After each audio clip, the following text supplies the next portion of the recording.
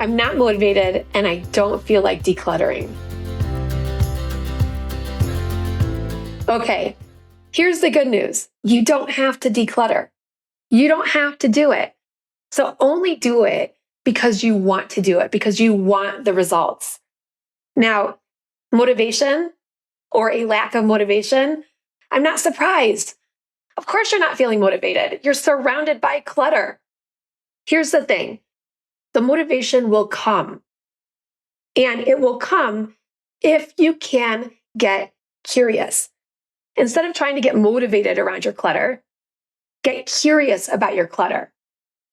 Where's this clutter coming from? Why do I have it? What would life be like if I started to let go of some things? What if I started to focus over here?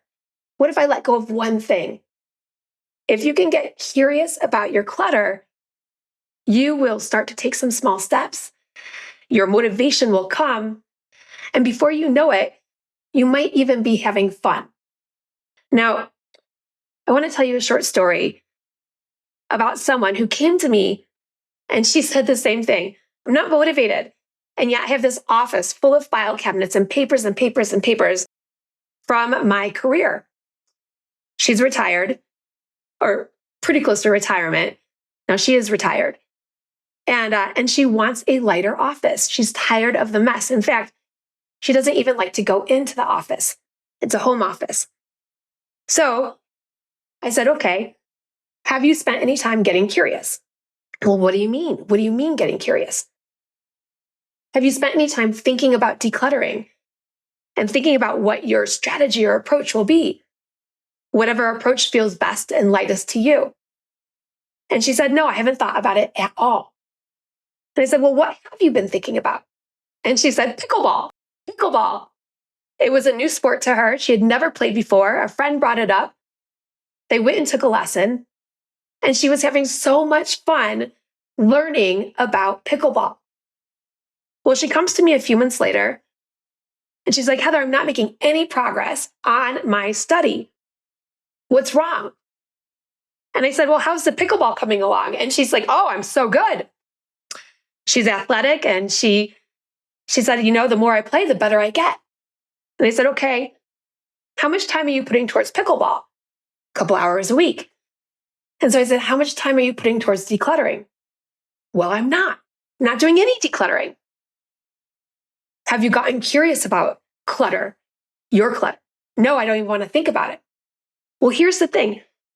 If we choose not to think about it, nothing will happen. And again, that's okay. Nothing needs to happen.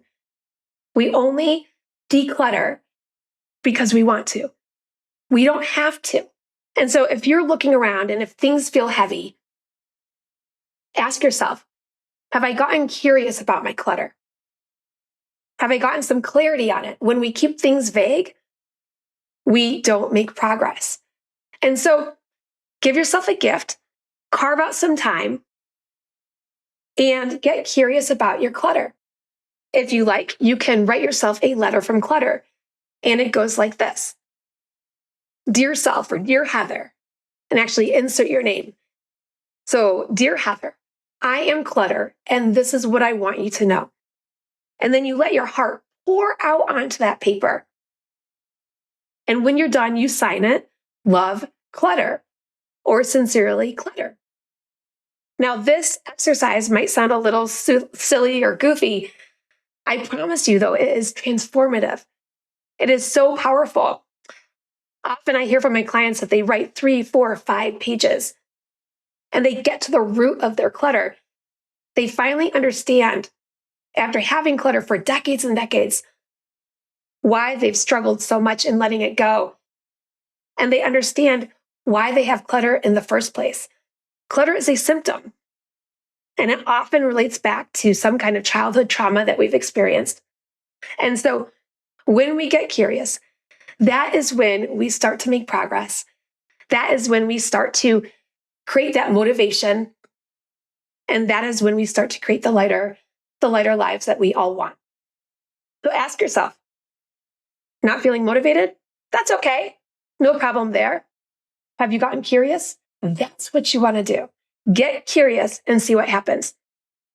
Before you know it, your house will be lighter. And maybe your pickleball game won't be as good as it is, or maybe it actually will be.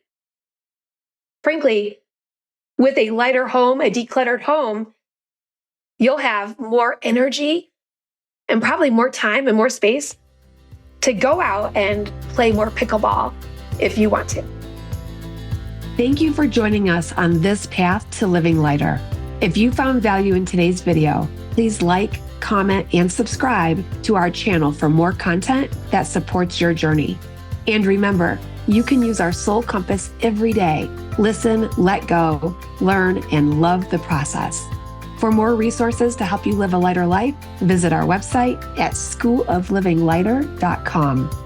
Don't stop here. Be sure to check out our next video and continue transforming your life.